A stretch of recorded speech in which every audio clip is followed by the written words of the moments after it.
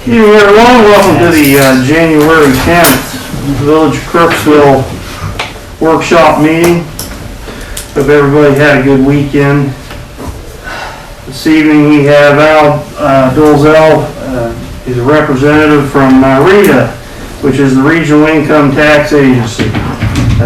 Council, we've been for a better part of last year discussing those options. If you remember right, we were communicating with another one to kind of get an idea, and we just happened in the last couple months to stumble upon somebody I think that better fits our needs and takes care of 350 municipalities inside the state of Ohio. About that number of cracks, yeah. Well, sir, why don't you come on up and introduce yourself and let the council soak it in.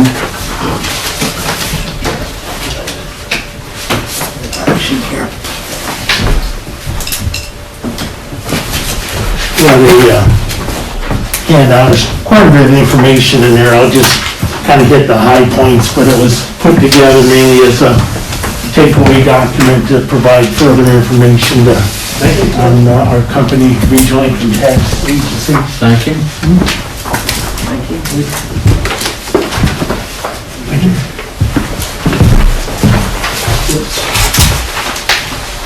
Like I said, I'm sorry. You're welcome. Thank you. If you wanted to follow along, that's not the Hindle man. They didn't make it all the way in. Okay, I want to sit here if I can. Yeah, absolutely. All right. Regional Income Tax Agency is looking at the second page. We were formed in 1971. It was 38 municipalities in Northeast Ohio got together and figured that strength in numbers, if you will. There's a better way to do collection and monitoring, administration of income taxes if they have one unit doing all 36 versus 36 individuals, if you will, on that. So they joined together. We have currently about 325 members. When you count the joint economic development areas we do, we're at about 375 in that area, plus or minus. 78 Ohio municipalities we're in, of the 88. The Regional Council of Government, these 38 municipalities formed a regional council. Can I pull this down? Sure. If I can, thank you. I can speak better a little bit that way. They formed their agency, and they formed RITA, Regional Income Tax Agency, as their right arm, if you will, to do all the tax administration types and collections work for them, whatever. Last year we had a little over 1.5 billion in collections that we did as a unit. What differentiates us is that the members of RITA, if you will, that join RITA, they're part owners on that. So I could be speaking to my boss, so I've got to make sure, no, just kidding. We're owned by the municipality, so that's a big distinction, okay? Yeah. We're a nonprofit organization, all right?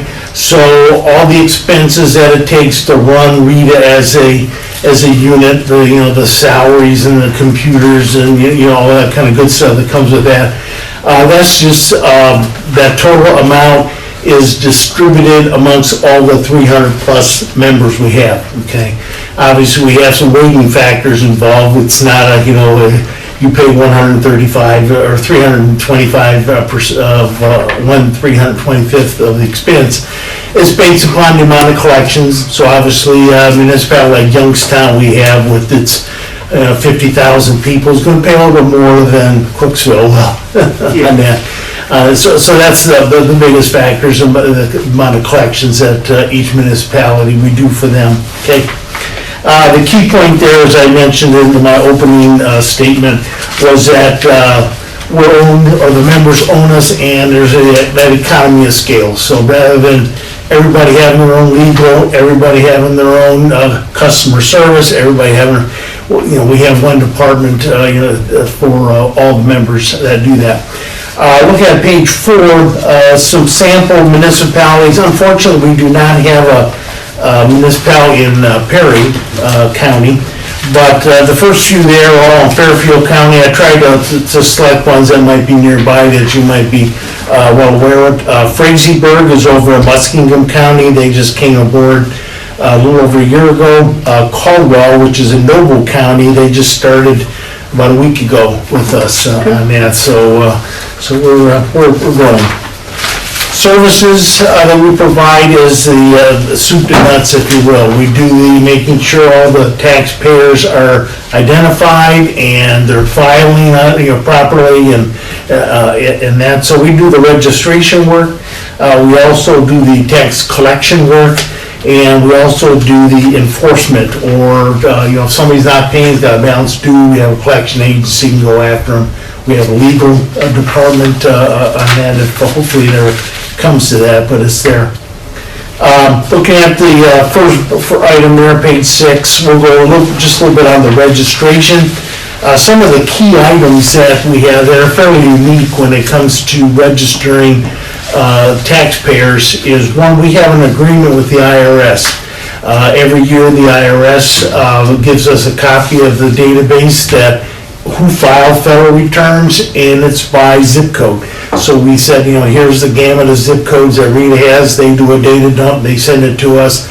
We bump it up against our database. Somebody filed a federal return, but for whatever reason didn't file a local return, a municipal return, that triggers a flag. Then we can go after, get them a letter. We can, worst case, if we have a copy of their W-2, we can do the return and send them a bill if they owe things like that. So that's very significant. As the bullet center indicate, we collected almost $20 million last year just from identifying these taxpayers that had not registered and filed with the appropriate municipality. State of Ohio, a very similar relationship we have with them. They provide us by zip code, all the taxpayers that file a state of Ohio return, but not for whatever reason a city return. And we do the same kind of thing. We send them a letter. We actually create an account and send them a letter and say, what's the deal? Maybe it's valid. Maybe they thought, well, if I retired, I don't have to file any more returns, whatever. Maybe I'm new to that city or village or whatever, and I didn't know they had a return. So a lot of times it's a very valid reason, and we update our database accordingly. Many times we're able to go after them for a tax filing from the earned income they had from that particular year. W-2s by state law. The municipal income tax actually is all governed by state of Ohio. So by the state law, it's all the businesses are required to give the municipality a copy of all the W-2s that they had for all their employees. We get copies of those W-2s so we can look at them and say, hey, this person, we don't even have an account for them, but we got 2 or 3 W-2s. There's another collection opportunity that we can do to go after them on that. The key thing on here is that, as you'll see, the collection efforts and registration we do, many times it will generate a big chunk of the additional revenue for that city or village that equates to, or maybe even is more than, whatever the price of Rita's costs are in the long run. So it's to that advantage of not only having us do a lot of work that minimizes your expenses, but also could generate additional revenue over and above what you're currently getting from your collections administration work on that. Okay. Collections area, I'm looking at page 9. We have a full-time customer service, typical customer service. Taxpayers call in and we answer their questions. We can do returns for them if they send us the information, etc. We have a full-time auditing and compliance group. So returns that our system see aren't quite right, whatever, it could trigger a flag and send it off to one of our auditors to take a peek at and see if there's something weird that needs to be investigated further on that. Okay.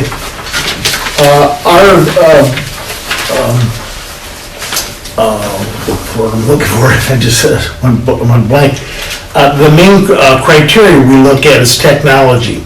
Obviously, the more you can mechanize, and not only from our standpoint, Rita's standpoint, doing more mechanization, but from the taxpayer standpoint, the more we can mechanize for them as well. Obviously, it takes the human factor out of there and it minimizes expenses on that.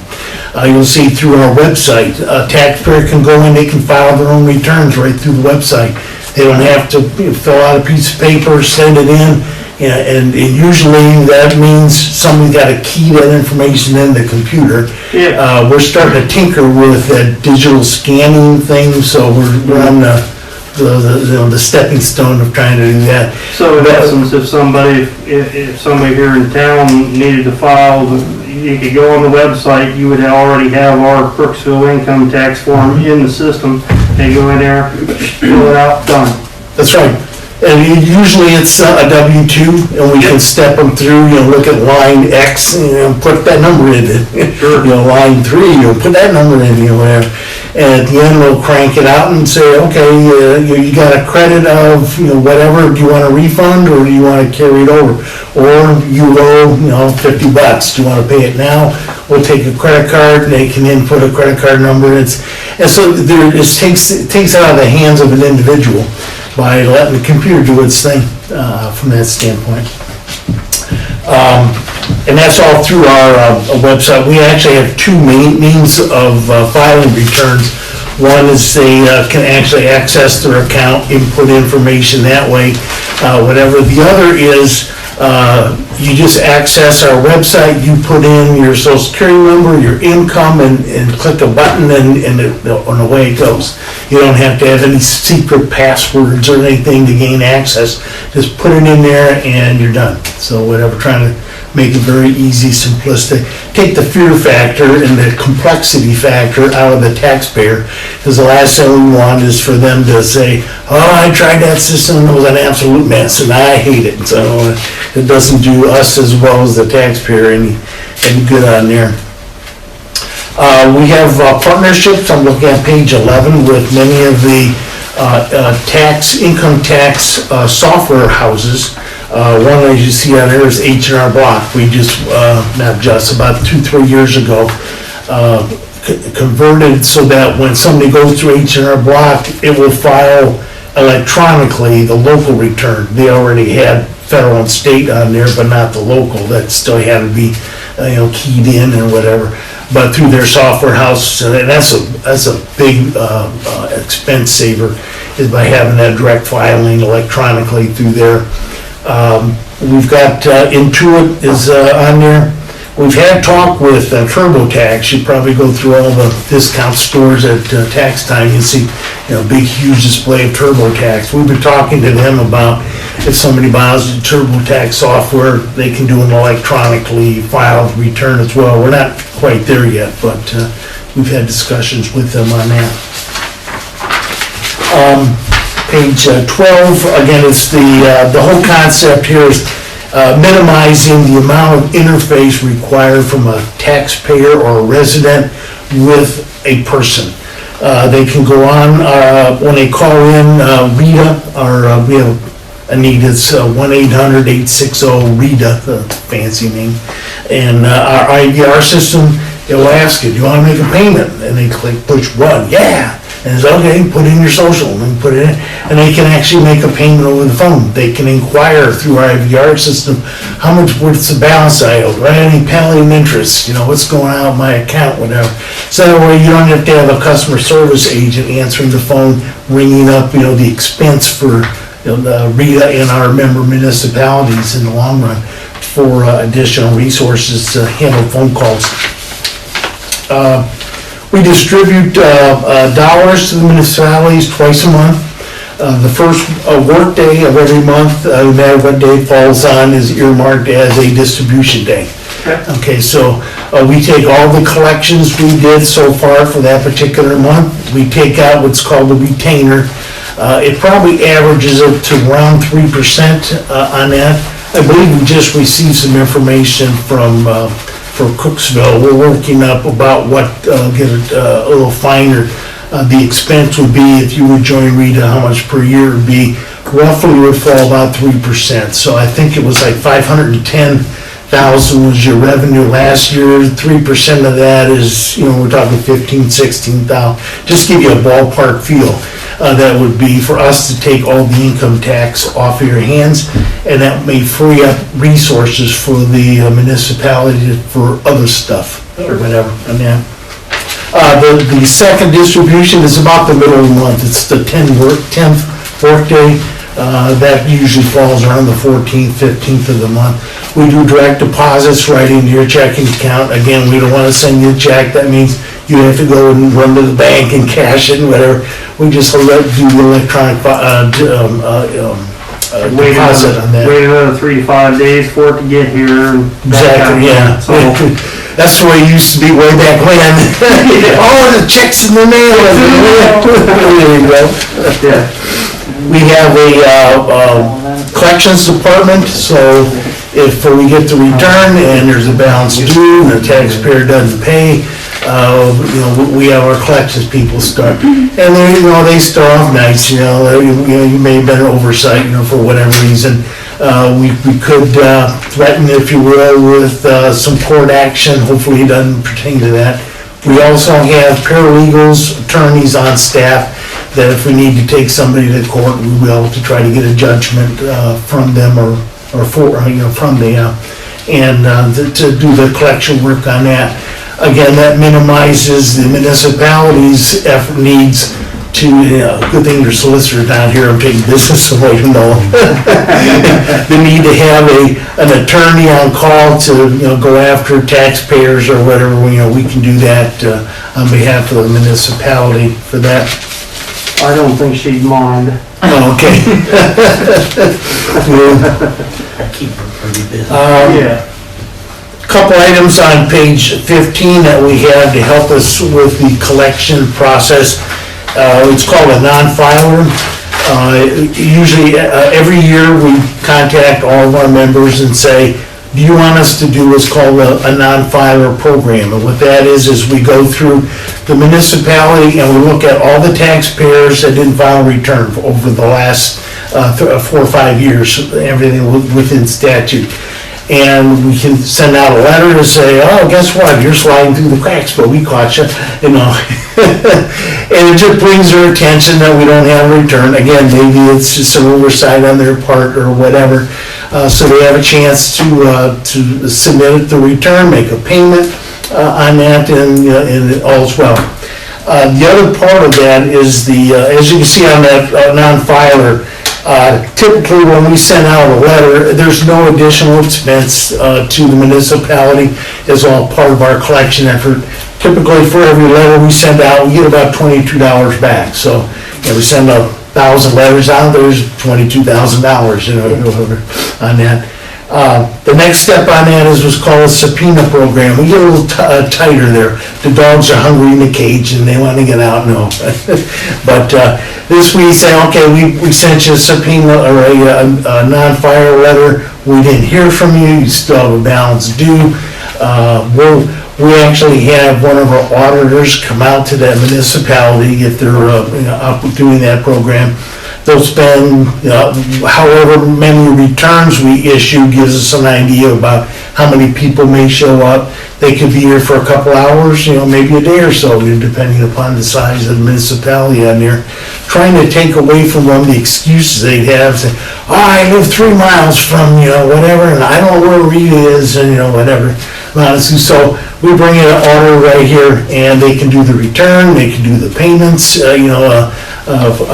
all at one shot, whatever, that makes it easier on that. Typically, we get about $42 for each administrator or subpoena letter we send out, okay? Now, that program, it's optional, but there is a administrative cost involved in that. It's $8 for every letter we send out, okay? So you just look at the numbers, we send out $8 a letter, we typically get $40-some back. It's a pretty nice return on the investment that comes into play on that.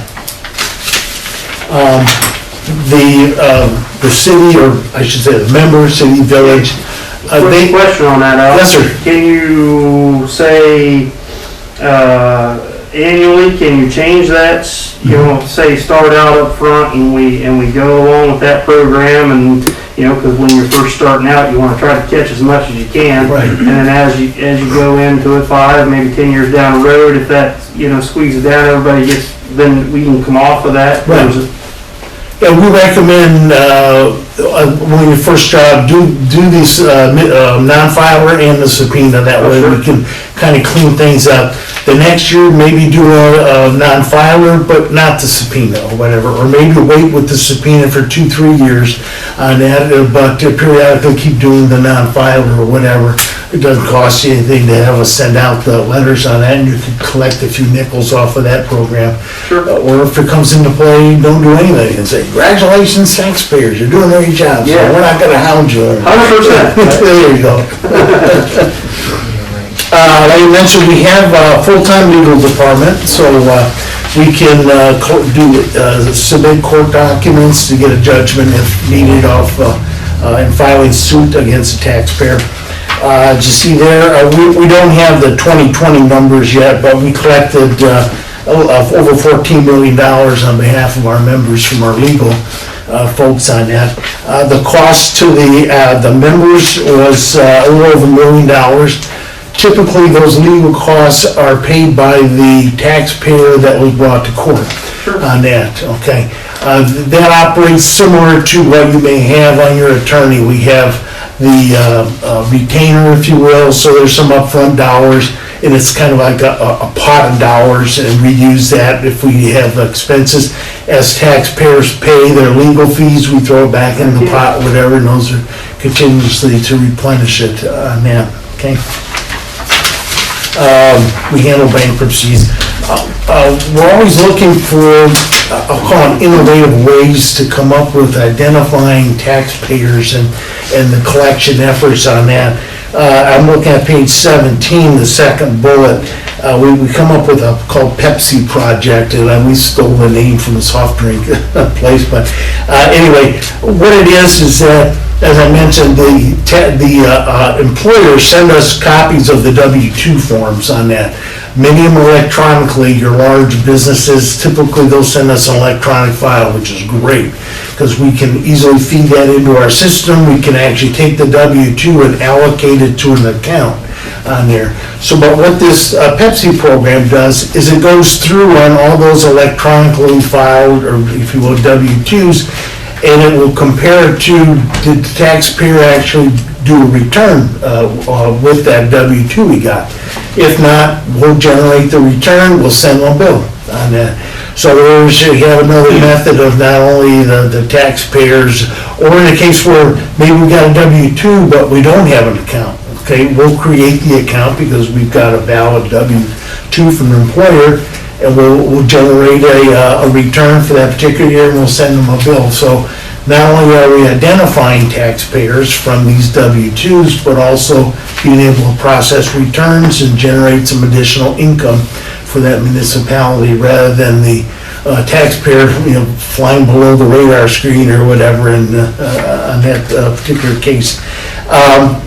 We've identified almost $4 million of tax dollars for our members by utilizing this capabilities so far on that. A big item is keeping current on all the legislation that's going on. Typically, you'll have, maybe it's your solicitor that comes to you and say, well, there's an update on the state of Ohio law for municipalities. They have to do A, B, and C. That means you have to update your ordinance. That means you have to, be aware of what's going on. We have people that are in constant contact with the state of Ohio legislature, so they know what's going on. We act on behalf of our members to rub elbows with the legislators and say, no, that's a bad idea. So we can target certain things that they're thinking about doing, or maybe sway them otherwise, that would not favor our members of the cities, villages very well. I mean, I provide a list of memberships that pertain to municipal organizations on there.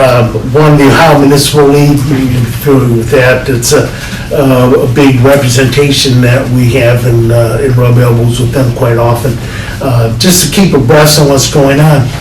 Some changes come about, we'll broadcast to all of our members and say, hey, your ordinance needs to be updated, section so-and-so, subsection B, the wording needs to be this, okay? So you can go and have your solicitor then change it, or you can change it and you have council vote on it, send it back to us, yeah, we did that change or whatever. So you're always kept up to date on what's going on that, and to minimize something falling through the cracks on that.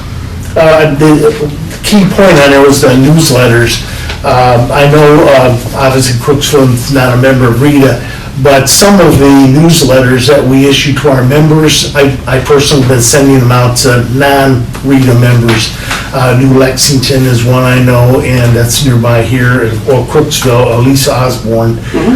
She's on my list, distribution list. I send her just to say, here's something going on. The tax filing date has been extended, what have you. She may already be aware of that, but just in case on that.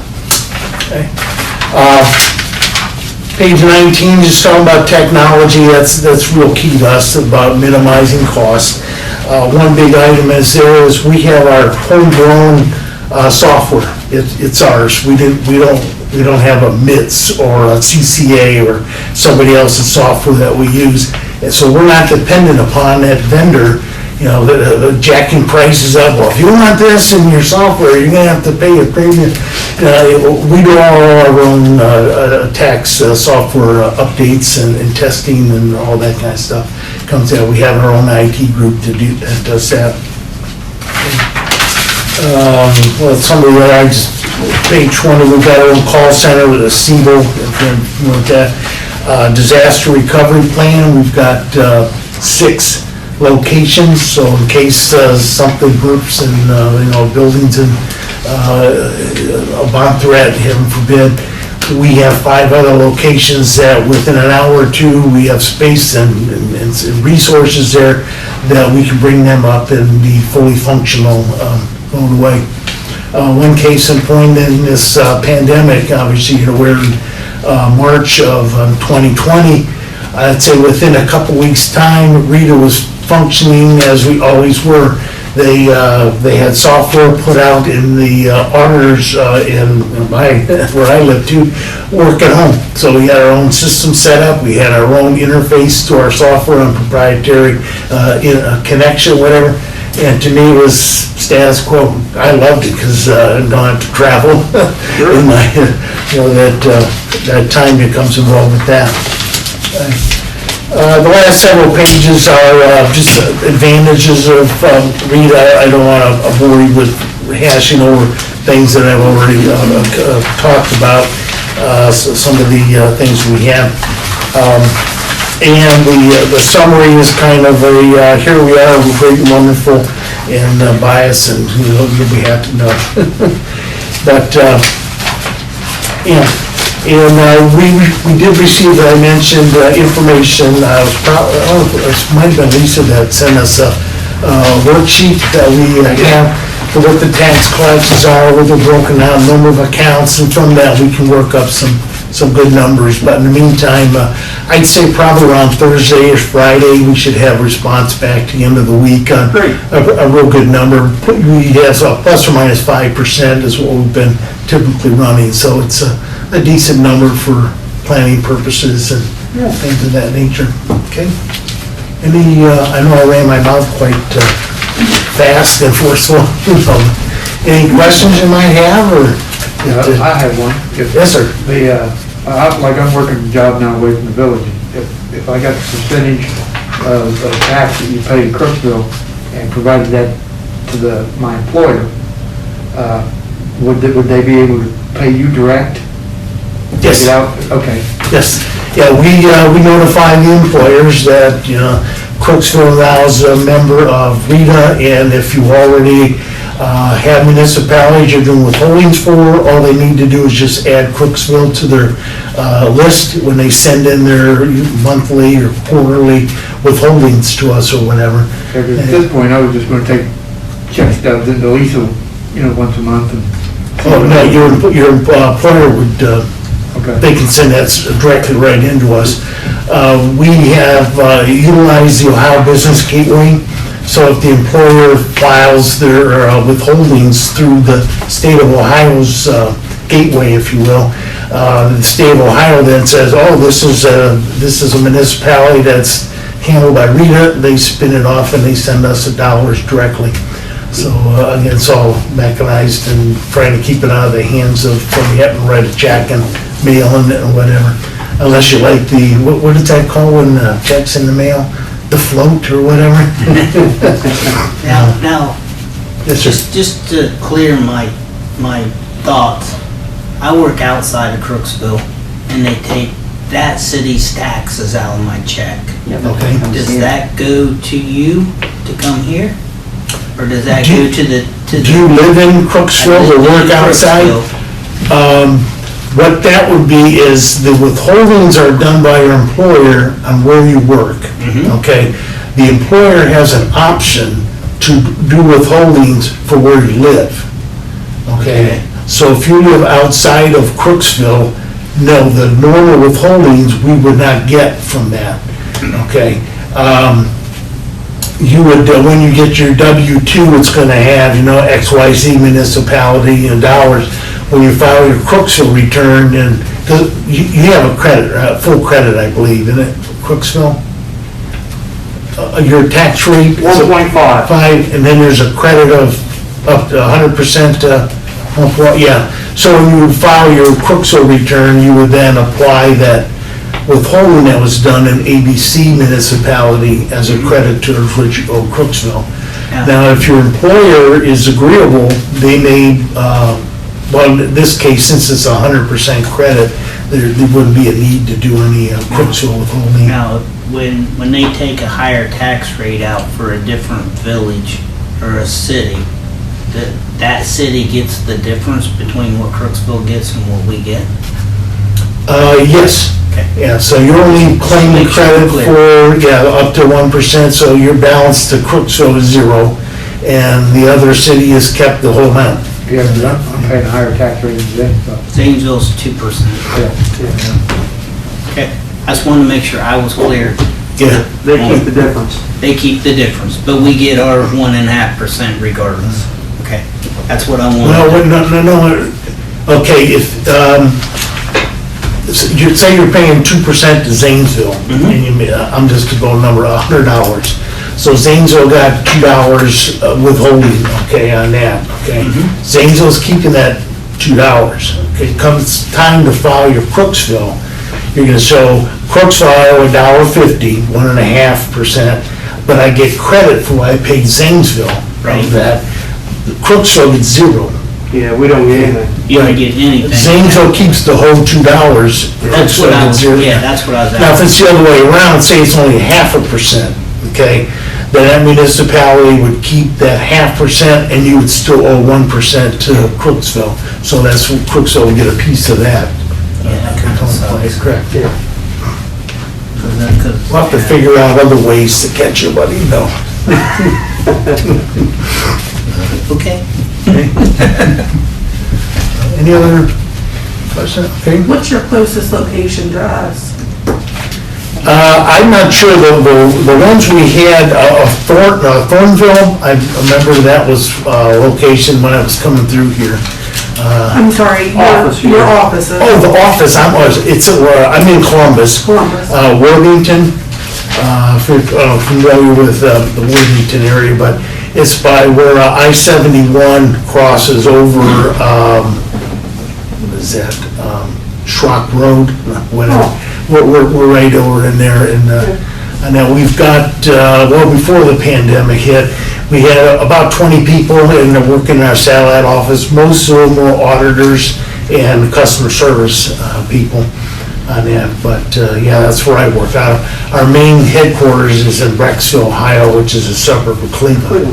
on that, and we have maybe about 150 or so people in Brecksville.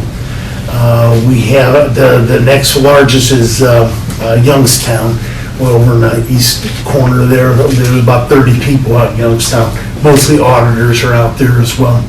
Kind of figured you were kind of nestled probably in the big cities, the big six or something. Yeah. Yeah, there's some in Xenia, Ohio.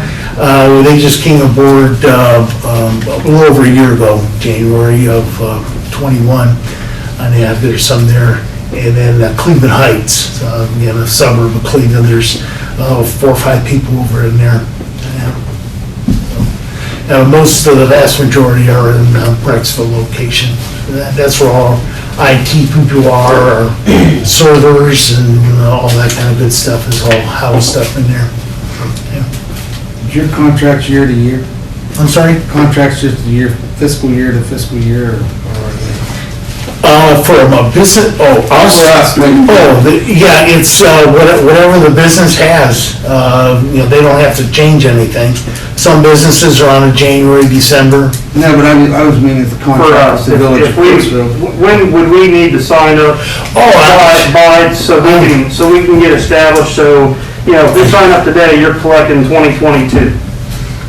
Correct? Yeah, typically it's about 3 to 4 months, depending upon the software and the, I hate to use the word quality, that the returns are in, your database is in, that type of thing.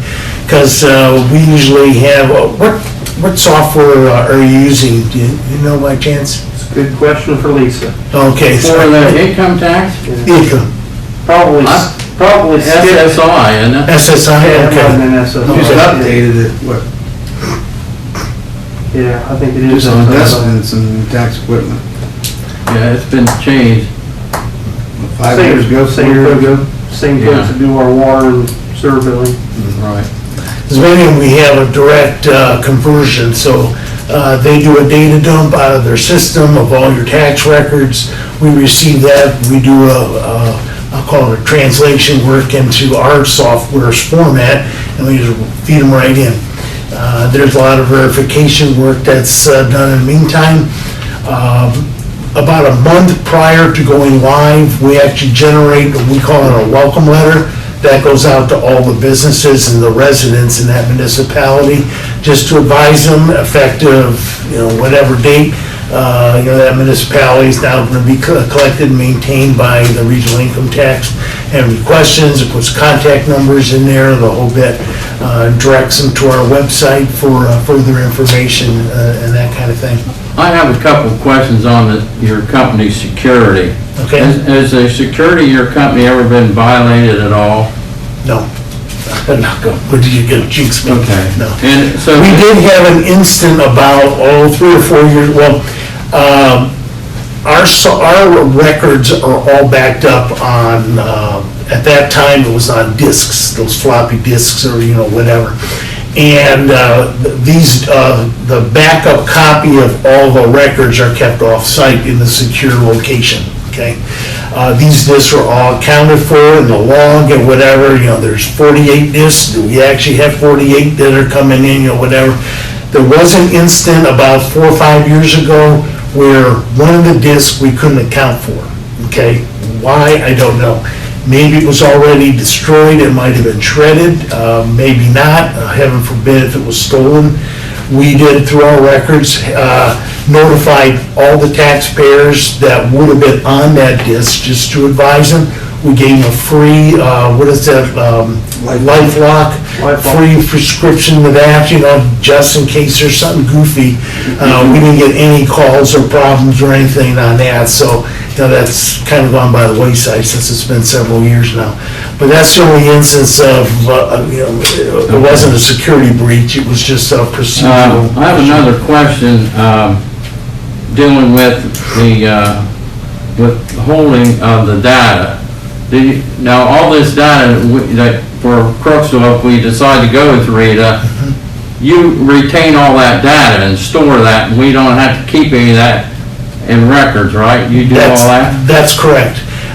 The forms, the tax forms, that some of the paper forms, Typically, they have to be kept for, it might be like, I don't know, 6 years, something like that. Yeah, all those forms, if you get forms mailed to you, send them over to Rita, we take care of them, we'll do the return. We do the filing for retention purposes until it's no longer needed, that statute. So what would be a savings to us as far as saving the records? That's correct. Okay. Yeah, How about any penalties and differences in the interest between what the village currently charges and what your company charges? That'll all be changed, we'll have to redo the ordinance to change all that for penalty wise, what penalty? no, the interest is all governed by the state of Ohio in the tax law for municipalities. Okay. They specify as of, I believe they standardize everything, 2016. And for a taxpayer, it's, I believe, up to $150 if filed late, and that's standard across all municipalities. It's 15% of whatever your balance is due, that's all standard. And the way they calculate the interest, there's some kind of a government formula. It's been amounting to about between 5, 6, 7% a year. That's all a standard amount that all municipalities use. So whatever's in your ordinance now, I'm assuming it conforms to, what the state of Ohio laws govern. That won't change now you can change your tax rates and your credit rates based upon if you want to have voters approve a higher rate, a lower one, or, whatever. And, that number there would change in your ordinance on that. But as far as penalties and interest, no, that's all governed by the state of Ohio. That's good. SSI is the system that she's currently using. Yeah, we do have an interface to convert SSI software files to ours on that, yeah. Perfect. And on that. Usually, obviously, first of the year is advantageous to do, we're already by that, whatever. Second thought would be maybe July, since it's right in the middle. Yeah. People doing their estimated taxes for the year, it's easy to divide by 2 rather than calculate months and days and all that gyration to come into play. As you can see on that list that I provided, we had some that went up live in December, some in March, whatever. There ain't anything sacred on that, but we typically like 3 to 4 months from the time the agreement is put into place to actually do the conversion. If there's a need for whatever reason to do that faster, we'll look into it to see if we can beat the horse a little bit faster. Is there any additional charges to the village if we use your forms on our, say, our Facebook webpage or our web pages? Any, We prefer you use the forms that we have. We have a set of individual, and for the businesses, their net profit forms, same with holders, their monthly. There's no additional fee for us using that? No, actually, there's no fee to convert. That's the expense to do all the conversion is borne upon by all the other members. Yeah, because we're on. there you go. So, yeah, we don't, it comes into play where, how are you gonna calculate all that stuff? Because, we got people working on different jobs, and for us to do that, it's an administrative nightmare. We'll say, okay, we'll just convert, and it all falls into the RETA expense overall for the year, and all the municipalities get, it's all divvied up accordingly. And any time frame changes that may occur for, like the pandemic, let's say,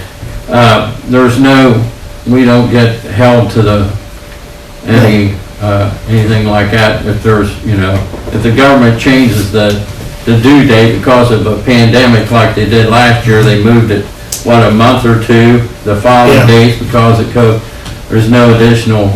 No, that's all part of doing business. We notify all the municipalities when we get word. I believe the municipalities are governed by whatever state of Ohio does, and typically they'll follow the federal government, so if the federal government comes out and says, we're gonna delay it a month, that doesn't necessarily mean the municipalities are going to do that, because they follow whatever the state of Ohio does on that. So when state says, yeah, we'll file suit, then we issue a newsletter to all the municipalities saying, advise your taxpayers if they call in, blah, blah, blah, whatever. But, Yeah, like in 2020, they went to July, and Yeah, there was a big move out from there. last year they gave us a month, it went to May. Yeah. So, yeah, you could see when you look at the collection dollars that they really dropped off, and then all of a sudden, it was in like August, September, we went way up as people say, I'd start to file. Sure. Same thing last year, it slacked off in April and went way up in May then or whatever, yeah. Oh, I have one other question. I'm all over done that's with my fine. question, but I did make a note on here. When you sent a warning letter out that someone hadn't paid when we find that person, how much time do they have before they have to respond back? In like the non-filer Right. program where we send out that we have a record but no return, whatever, typically we give them 30 days. Okay. On that, yeah. And then if the subpoena program, the next step, if that's being done, that usually kicks in right after that.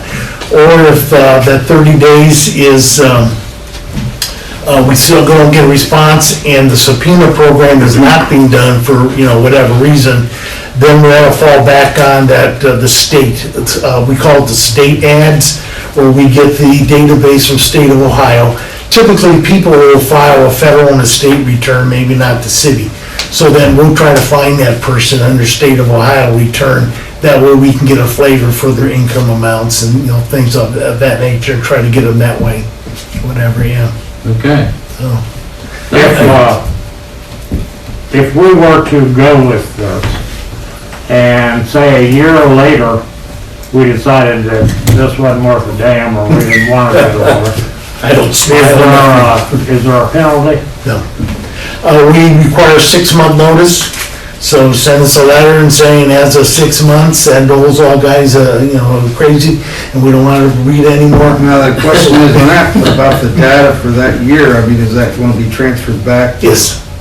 Yeah, we'll do like a reversal. We'll do a data dump on what we've got, and we'll send it out to you in a disk or electronically transmitted. I'm not sure where's that. But, and then on the receiving end, or whatever software house you use then, they can get that file and do a conversion and, whatever. But no, we don't charge. Some software houses, they're nasty like that. You leave them and you say, we're gonna charge you, $2,000, $3,000, $4,000 or whatever.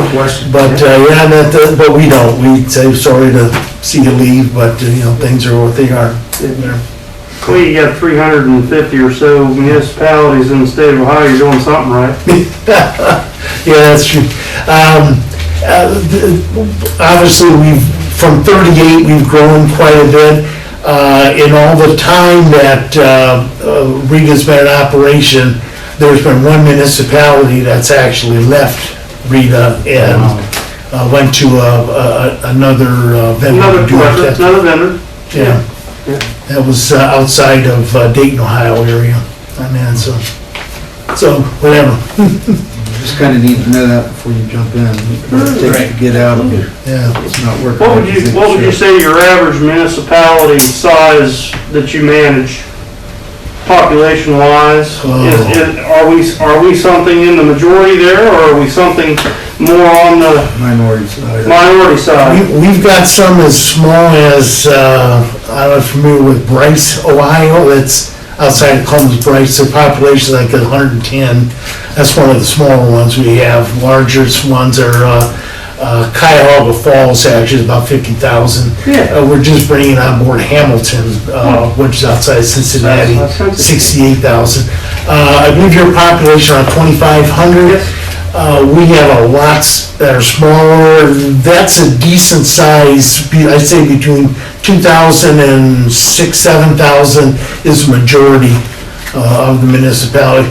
And it's mainly because of cost expense. When you're real large, like the city of Columbus, Akron, whatever, when you're large and you have so many returns coming in, you can afford to have your own tax department on that. Yep. But when you're, I'll call it, not the, if it's a little guy, yeah, those expenses all build up and you don't have the economy of scale, whatever, to substantiate that, and it starts eating into your municipal expenses on that, so. The economy of scale and how fast things are moving these days with Yeah. digital and home-based businesses and so forth, it's impossible for one person to go and track those down. And like you're saying with the audits and trying to figure out who's filing what and who's missing Yeah. and so forth, and it just falls through the cracks. Some of the thing, I mentioned the agreement we have with the IRS. The IRS, in order to get that agreement, you have to be handling over $100 million in collections. So, the Columbus, the Clevelands, those great big municipalities, yeah, they can tap into that. Sure. But on behalf of all of our members, joint again, we have that collection capability. I believe the same is true with the state of Ohio. It's for extremely large municipalities that can access that, or like with RIA.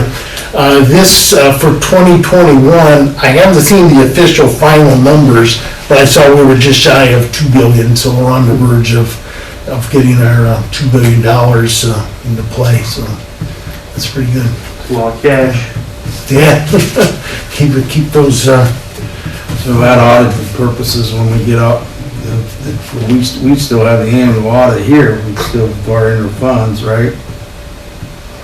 Well, that's auditing our municipality, what he's talking about. Right, but what I'm asking is with this is audited and, oh, you mean if like State of Ohio comes in to audit your books? Yeah, they'll contact us by either the municipality or the State of Ohio, their auditors. Oh. And there's standard reports that we send them. And I think what they're looking for is verifying what we say we sent to you as a deposit and what your bank account is showing, so there's no funny stuff What going you in sent there. us and what we collected matches up at the end of the day. Right. as long as it's contiguous or smooth, Yeah. that's gonna be, Yeah, as we go through the auditing process every few years, it used to be every year, Every other, every year when you deal with the feds and play with their money. We get requests all the time to that. There's State of Ohio also, they send out requests every year saying, what were your collections broken down by type of account, withholding, net profit, utilities, I think is one category, and individuals or whatever. When that comes into play, I personally, for the municipalities that I interface with, I work up all those numbers based on a record, and I send it to you in a little chart, and you just, here's the numbers, go do it, rather than trying to figure that out from your own. I remember at one time, I don't know if they still are, but they was making municipalities, schools and different ones project 6 years out what they thought their revenues won't be in 6 years. Wow. I remember the school we was talking about that, it's just impossible. That far out, yeah, you may be pretty good in that the next year, but how do you know what kind of businesses are gonna come in or leave or, whatever? Anyway, but I guess if throw a dart at the wall and pray or something. Pretty much what they did. Yeah, Dangerous. very good. Any other questions, council? Anything that you can think of? Well, I passed out that information, but I didn't put my contact information. If you get something in the meantime, send me an email or give me a shout. My number's on there. If you got one there, I'll save it. Do you have a couple extra, please? Sure. I have Oh, those? Yes, I do. Thank you. I'd like to have 2 extra. if you have them. Okay. That's a get out of jail free card. Tax jail free cards? I'll need it on a higher tax. There's 3, I got 2 more if you want all of them or. This will be perfect. Thank you so much.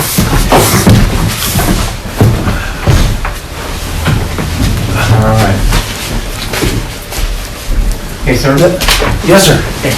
How's the produce? Oh, okay, thank you. Well, thank you for your travel down here. Okay, thank you, I Appreciate your time. appreciate the time, the interest, and, Watch out for the deer on the way out. Especially on 669.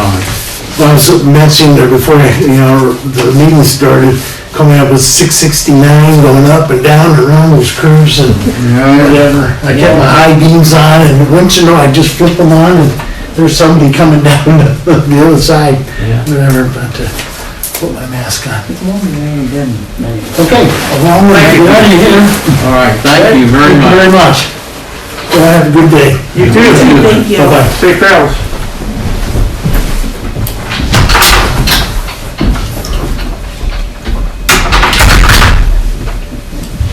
It's working up on what, between 3 and 5% revenue collected. Costs us about $17,000 a year. That's 15 to 20, somewhere in there.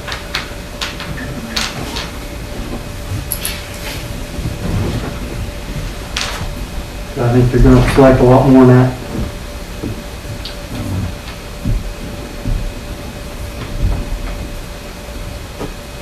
You say you think they will collect them a lot more now? Oh, yeah.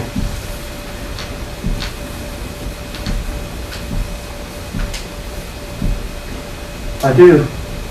It's one of those deals though, that's why I was asking that, I'm glad Scott brought it up, is, if we don't think it's advantageous to us, we could always back out after a year and a half.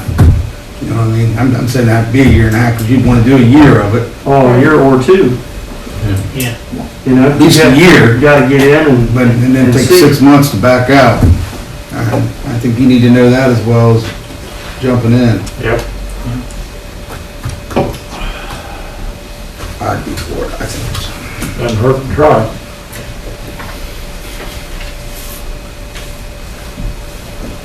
We'll see, Thursday or Friday when he gets the hard numbers to us, and we can, get those and we can review them. And if we have any other questions between now and then, we can, and we got a little time. It takes 3 to 4 months, like you said, if we wanted to get the ball rolling. Lisa's thinking about you.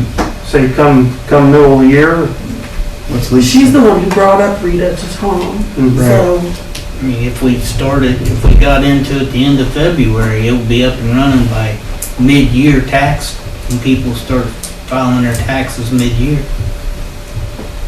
Be close to it anyway. Close to it. You definitely get to 2022 Mm-hmm. taxes in. he was saying about 3%. The other place we were looking at was 2 to 5%, so it's about normal. It's about the same.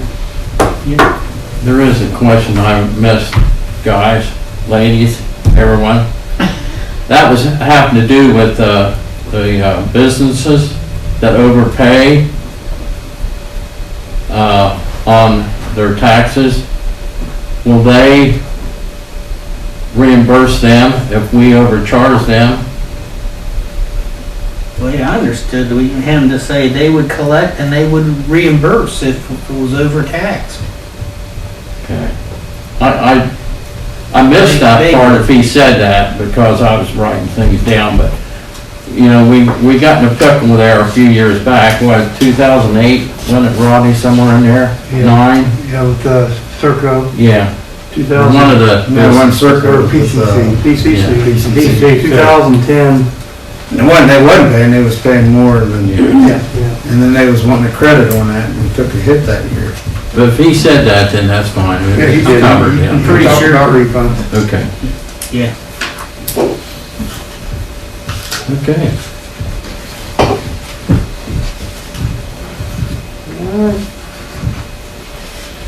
Next on the agenda this evening, we, first, last week, right, about a half hour, 45 minutes before the meeting started, we, received an email, a resolution, that kind of highlighted,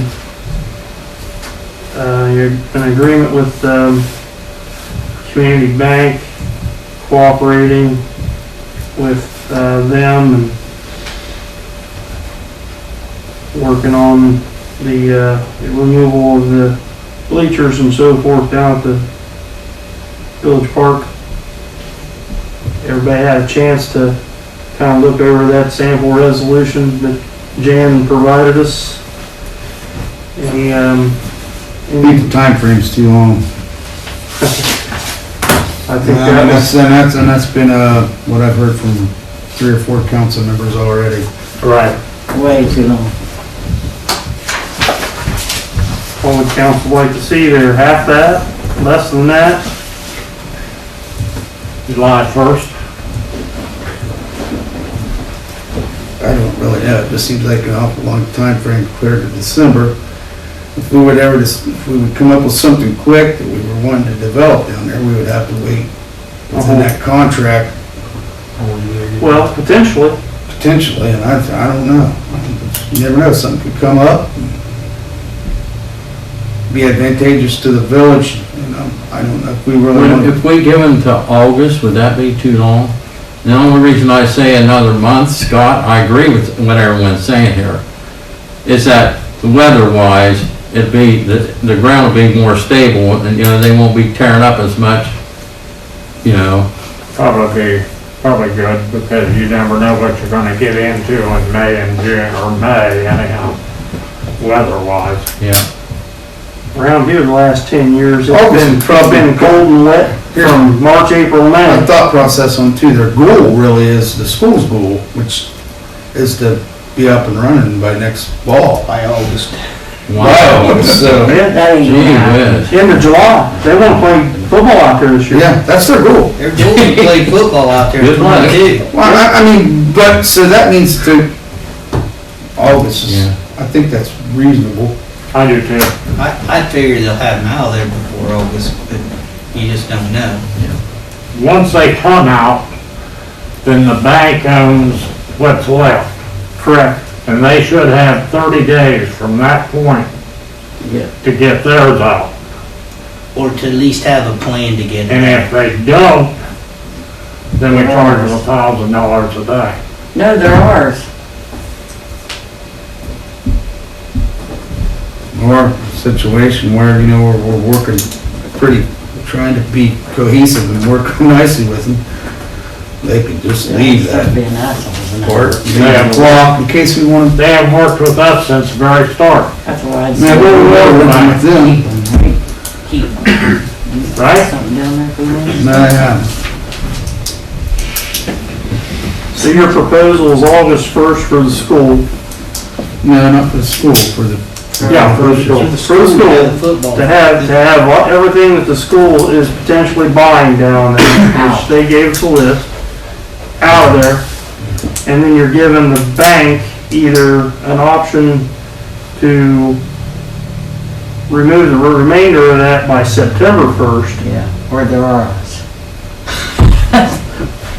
Say that. Well, Billy's saying they're ours, Well, you, or we're putting a monetary penalty to the,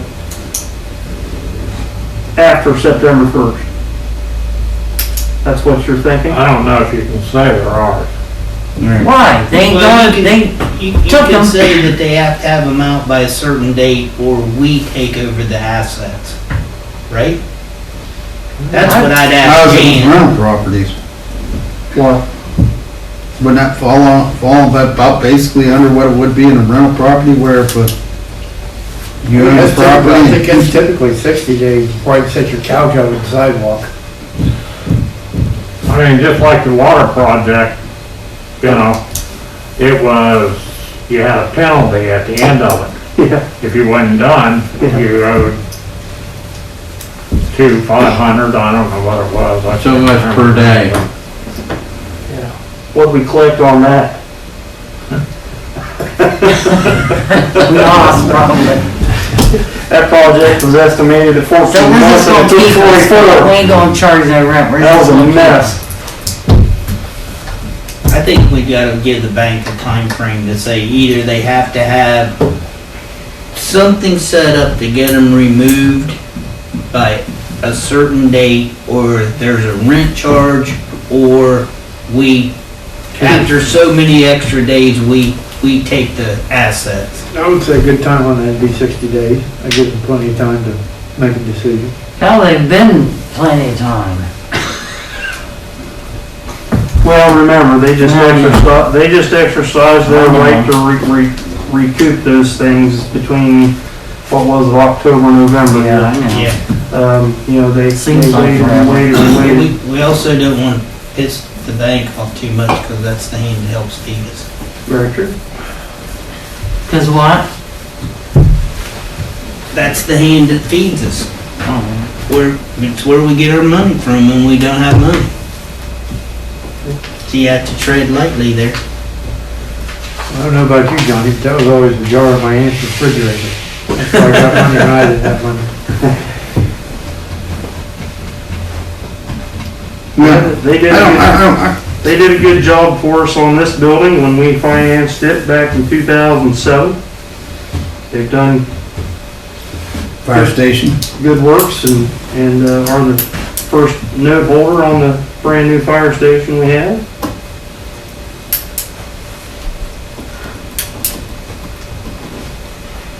I I just agree say with whenever what they you're get ready, saying. take them. But there still has to be a time frame. Sure. Set for it.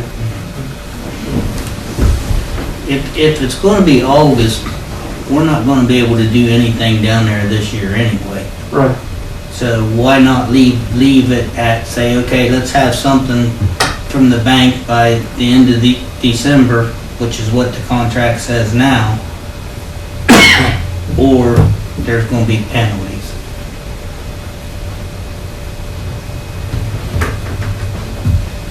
Rodney said 60 days, which I think is more than reasonable, and that's August, September, October. It's That would get you to October 1st. October 1st. When the further into, you know, you get into December, And you're they back start there tearing tearing it stuff up. up and the ground's gonna be tore up. I think pushing it to December is just gonna leave us with more of a mess. Well, their intentions, what Jan said, was that they plan on having them out of their way before then anyway. The school does. Well, but not in schools, the bank. The bank. Huh? I mean, she's got every kind of clause in there for reasonable care and reasonable restoration and unreasonable damages, and she footnotes the unreasonable damage, and it's nearly three paragraphs long. You know, I mean, I think on the damage part, the remedies are there, but, you know, it is a piece of paper. Right. Just like a 99-year lease was a piece of paper.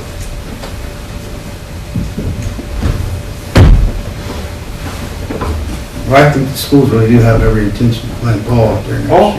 that was their You stated, think they will, Bill? that was their That's their stated. stated I don't goal. think they I mean, That's their they're goal. Billy, they have plans to draw the Hall and Associates is on it right now. Yeah, they're on I've seen paper. The guy did our water, They won't play through Hall and ball. Associates. The architect inquired today They about, might. the architect today inquired about water and sewer taps and so forth out there. I hope they do. I mean, I think they're gonna move. I think they're gonna go crazy here in the next month. I'd say. I think you're right. That's their plan. And good luck to them. I don't Oh, yeah. don't wish it. Yeah, like I said, I hope they do. I hope they get it. I'm not gonna go. So are we thinking August 1st for the school and then giving the bank an extra 60 days there? Are we okay with October 1st then? Yeah. Yeah. Or the end of October, because the weather's still good in October. I mean, we're kind of looking at the weather thing too. That's one of the things we talked about. Probably do it all. You know, I mean, if you wanted to push it out a little further to the end of October, or would you? That's my opinion. And I'd just like to come into an agreement on a date. Yeah. I'm good with, They'll respond back, I'm sure, to Mayor talks to them or Jan, that, you know, what would be more, if they push back a lot, then we'll know there's some issue there we have to resolve, but I'd leave it at, October 1st.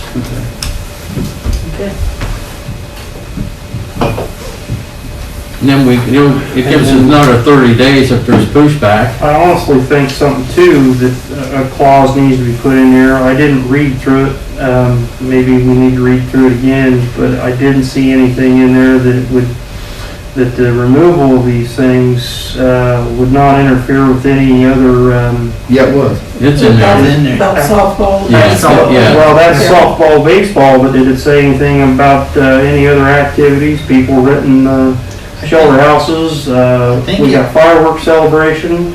I think the Party Festival's talking about Roseville this year, but I don't know that that's been set in stone. So you're gonna have Pottery Festival middle of July, you're gonna have fireworks festival at the end of June. I thought it said in there that they had to have a date that was agreeable with the village, Yeah. which would cover, So what we need to do is put those dates Yeah. together that we may have something going on there, so. Sure. Yeah. And we don't want Big trucks sitting in the field where we're gonna try to have a 4th of July festival. exactly where parking's going to be. Right, I think I read it in there that it said I that read they it. had to, they had to coordinate with the village Yeah. around village activities. There's another issue that has to be resolved about this stadium too. It's not directly related to the school, and that has to do with the lighting for the Betty Lake field, because they drew their power from That end. that end, which is gone now. Right now, there is So- no lighting for the Little League fields. and to be honest with you, But there is not much anyway, did they, because it was such a pain to switch over. Yeah, once or twice a year they. But put- there's a underground wire, I'm not sure if it got replaced since I left as mayor, that run from when they put them new stands in, they was gonna move it closer to that building that they built and run a new wire there, because it's a shorter distance into the concession stand. If they done that, they may be able to draw power from that for the lights. I don't know if that's But big. that's their bill they had to I cover. don't think that's a big enough service to run the It's lights. just it's a I'm not sure what the. well, it's a pretty small service. Yeah. I am sure, I put a new Okay. box. I think it's a 30-inch Years ago. service. And the wire to it was horrible then. And Tom had talked about replacing that wire that you're talking about that goes from the Right. 'Cause the press box or walks up by the one Yeah. shelter house, The box by the little shelter house, the old one. the old shelter house, and goes straight down and goes up into that concession stand. And it was, we talked about replacing that. But he told me that when they redone all those power strips for the Pottery Festival, the one that's closest to that building where they store things, the Betty football, okay? They was gonna tap into that and run it because it's closer than going up to the one you're speaking of. And it's be cheaper but that, I don't know if that ever was accomplished or not. It wasn't? And then Tom talked about it, I remember him I talking. don't think Okay. that got finished. Okay. That's just something that's gonna come up down the road again, so. Really does need replaced, I mean, from Yeah. being in there and doing that, it was a 100 amp box I put up there, but the power into it was, It's fed by a 30-amp. yeah, it wasn't much. Okay, that's all I had on that, but. Is there anything else in that resolution that, Mayor, that you can think of? So basically, we gotta get our dates together when we might Right. have something down Our there. dates, and then probably reiterate events and establish more of a, I'm looking at it now on section where the school scheduled date and time for removal of purchase assets that are mutually agreeable between us, the school, and the village, and the bank.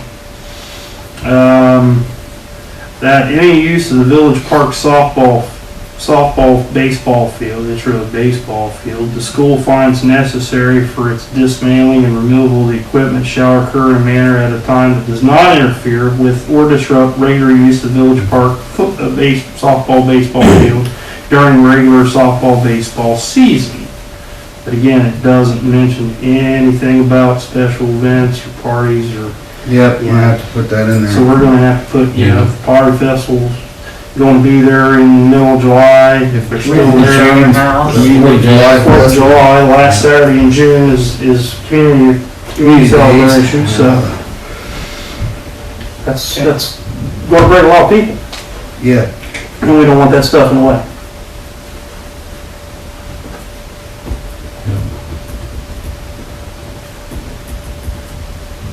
Was there any discussion, Mayor and Council, since I'm new on here, about the moving of the,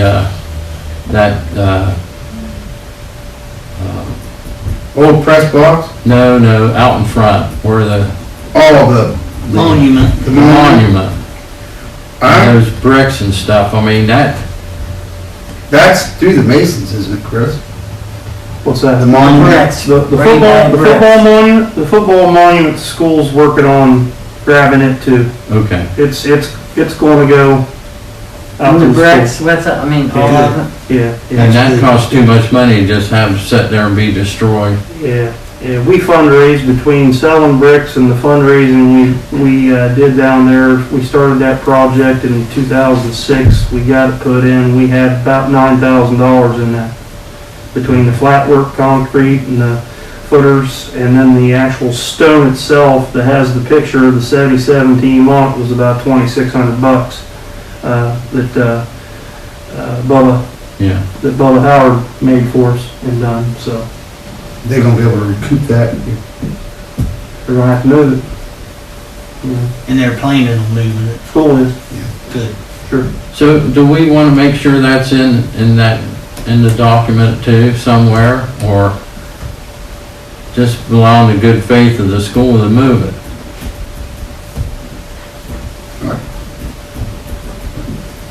They'll wanna move it. Yeah. Okay, great.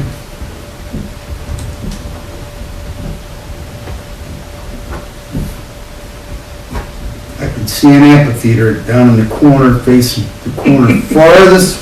As a matter of fact, you could probably still use the football field for later use if you wanted to, youth, if you wanna do something like that. Football field, soccer field, whatever you Football want to field, use. soccer field, use it for everything under the sun, but I could see an amphitheater facing right up through that park. You could bring any band in, where it would be, you'd have parking, seating, Rumble in the Valley. you could bring in moderately bigger Not bands. drive-in movie. Huh? Of course, you don't even have power down there now. but- Huh? Drive-in movie. Not a drive-in movie. You can get out and sit in the center section of the grandstands if you know what's in your car. That's right. If I sit in the section of the grandstand stay there, here's what I was saying about keeping that if it's possible in any way. Is you ever have a bigger band, you have to run sound. You have, a lot of it's wireless and stuff, but they still like to put their people out front. You've seen them created before the stages where they, perfect spot for that too. I mean, they sit there, they can run their boards. Yeah. Of course, a lot of it's wireless and electronic, but it's still there. I mean, I'd have it on the end toward the pond, facing the other way, so it doesn't come clear through town, the music, it goes down the hollow to yeah, I'd have it. 3 mile down the road. I'd have it on that one end zone down there in the one corner facing right up through the park. Yeah. What's gonna go through the whole town, Cool. if it's done right? And I can sit on my porch and listen. Yes, you can. Now that's down the road, that's a That's an good awesome idea. place for an amphitheater. Now, like I said, I don't think you'd really be messing with using. It'd be good for the princess and either. queen too, because they all won't Yeah, have you still to could use shove that up in field for- shelter house. You gotta start thinking things like that. that. With that part of the park, now it's, On that flat. you know, once the bleachers are gone, Shelter house last year Yeah. Right. with a crane on it or whatever the hell that was. Because Yeah. how many soccer fields you go to have bleachers? None. None. You stand there in a Lawn fold-out chair and a lawn chair, yeah. but I Bring could also these use it socks for those back. bigger events like that if you had an amphitheater and so, right? Do an ice hockey down there. You could put bigger ones in there. Possibility. There is grant money out there for that, guys. I've looked into it in the past. Mr. Sheridan, when he was superintendent, and I were starting to work on one, you can use that through the fine arts. There's money out there for the fine arts. It's kind of better to have the school with you on that stuff, because you can say, well, band's gonna go down there and do some of their shows and whatnot, but you could still do it through the village. Right. School had. You just have to have a plan of how you're gonna use the fine arts down there, and you could do it. It could be done. $4,000 or $5,000 could come to the school, but We'll make school, something to get happen. that money, they at least had to do 1 or 2 events there. Right. Yeah. Some requirements. Yeah, it's doable, very You talked to doable. Mr. Sheridan a little bit on that, didn't you? I did, Well- yeah. Had breakfast with him that one morning. It was one of the topics we discussed So that, before the world turned around and. well, that was before we was going up the other end of the park and down through the park, Correct. because, That way, at the festivals and stuff, you could put the bands down there and it would come up through the festival. oh, yeah, sure, That's why yeah. we were gonna put it back on that end. Oh, yeah, not only that, you just have bigger bands, you have scenes right there, and then you got all your parking where people wouldn't have to see. You'd have a softball field, and, you know, if you had cheap seats, it'd be around softball, baseball, over by the pool. You said that pool is- Cheap seats. Well, there is, there's usually cheap seats, and then you pay more for those seats. That's one Let's see, for the last 11 years we've done fireworks, they've all been cheap seats. Right? All right. Let's discuss a plaque memorializing Tom, 18 to 24 inch. Picture to hang in the council chambers. What's, I've been discussing, back and forth with the Advantage Signs, which is the same company that did the plaque for the fire station. mhm. I was just trying to get an idea on price. For about that size, for an aluminum plaque that's etched with a photo, is gonna be, after shipping and everything, give or take about $1,400. Really like to see something. I'd love to hang it right there If you get a chance, in that. if you get a chance, Lace, Mhm. go down to the rec center. You see Doug Cannon's plaque down there? I love that plaque. I just think it's a very nice, do you remember that? Yeah. I would be nice to have something, I Yeah. want something like that, something that's, I want something to hang there, something with his picture. Man, he'd hate that. Yeah, probably. He would really hate Yeah, it, but but even more why to do it. yeah, I think. I Right, think Scott? it That's right. would be Yeah. something nice. yeah. He liked to stir it, doesn't he?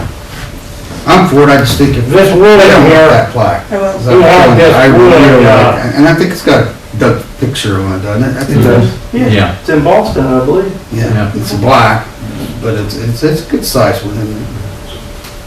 this wood came out of his house. It was an old log where he has his log home, and he had it milled down and still got Nails in it. nails on it there. Yeah, Mark, I think it was I'd like Mark. to see a pointed plaque out. right there above this piece of wood. I'm good with There in Norwich. Everybody's gonna see it but us. I mean, I thought Mark and them said something about this, putting something over They've talked about, the garage, yeah, the calling it old fire the station, putting, TC building. yeah. Yeah, I was, and those are. But, yeah, that would be good too, but. I'd like to see him happen, but I think we ought to name his baby after the park. He put a lot of time, a lot of effort, and a lot of things in that, and I think that ought to be the Tom Collins Memorial Village Park. that. As he got up there, he got older. When he was first young on here, remember back in the day, I tried to get him to spend money on that park. Begging, pleading with him, and the old dog, last 7 years, he's really went towards the park with big way. He didn't do that for 20 years. He did, because I remember sitting there going, I thought about the clock out here. Yeah. This clock's been a dream of his for years and years Yeah. and years, back when Doug Cannon was there. yeah. Well, We even took a trip, Fred and him and myself, down to the factory watching the clock be made. It's quite an experience, it really was. I loved it. Yeah, me too. I'd like to see that dedicated to him.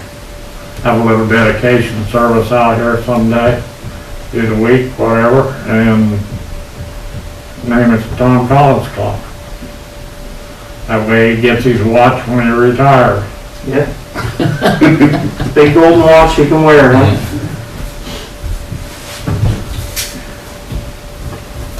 Now, the last 7 to 10 years, he's been big on the park. Before that, he wasn't.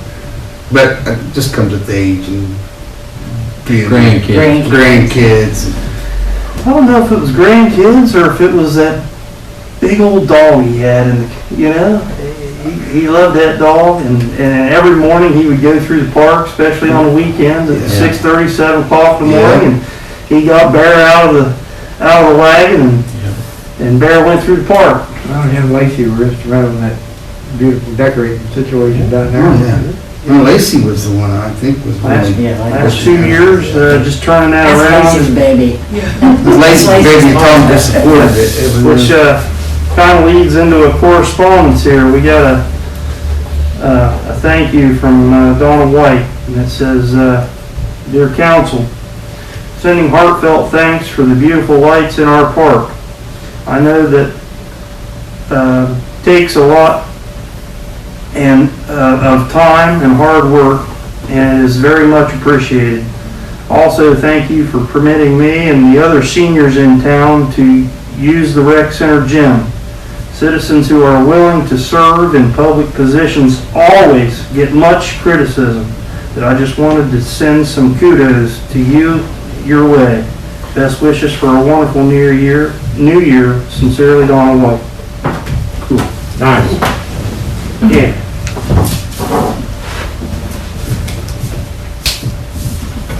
Yeah, we're Fort Lacey. But check that plaque I out will, down there. for sure. And if it costs a little more. I don't think I've ever seen it either, where's it at? First on the wall, inside the rec center, soon as you come in. In the breezeway or whatever they want. In the Oh, in breezeway. the In the breezeway. breezeway there, between bathrooms and that. Right as soon as you walk in, it's right where the water fountain Where is. the water It's fountain. right above it. But I always like that plaque. I just, Yeah, it's very. Yeah, I can send out some pictures, and they've got different ones to choose, so, you can choose whatever yeah. here, but I like that one. Chief, you got anything tonight? I'll support whatever you choose. I got your report. Thank you. 2021. Appreciate it. Nothing else for the good of the order? Ralph and I had a meeting with a representative from the Boy Scouts. He was contacted a couple, 3 weeks ago about, had some interest in some of the Boy Scout members talking about the fire services and fire department. And they were going to start communicating about getting the junior firefighter program back up and running. It's kind of been down the last couple, 3 years, and really no membership over, everybody's got busy lives and work and so forth, and it takes a little bit of dedication and time and some Sunday afternoon weekends and so forth to put in the time to try to get younger teenagers and kids from 13 to 17 kind of interested and involved in that. And he was having a meeting tonight at 7:30 over at the new fire station discussing, like I said, the Boy Scout, whoever that was. Bob Foster's too? I don't know that it was Bob. He didn't tell me it was Bob. But that's where Ralph is this evening. Was it the lady? Bob kind of got out of it, I think. Bob got out of it, yeah. But that's where Ralphie's at tonight. Could be Shirley Allen. Lady Brisbane, yeah, Shirley. Substitute teacher. He said it was a gentleman. I don't know. I'll find out. Next on the agenda, executive session per Ohio Revised Code 121.22G1 for personnel.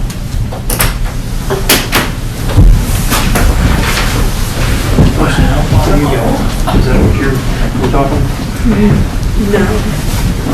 Scott's got it. Oh, Scott. There, and when you get that. What's your problem? Chair?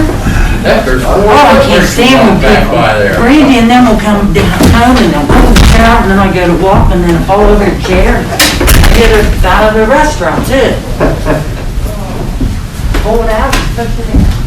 I know you do. I can't believe they put it on blue. I can't either.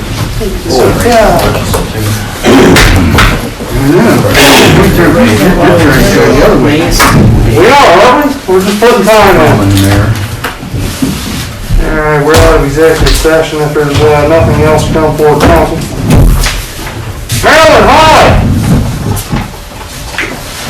Anything for the good of the order? You're not talking. You're on mute! I don't There think you it go. works. Hey, there you go. Hey, What do you got on, your pajamas? You got that off. She didn't hear you, Scott. You got on your pajamas?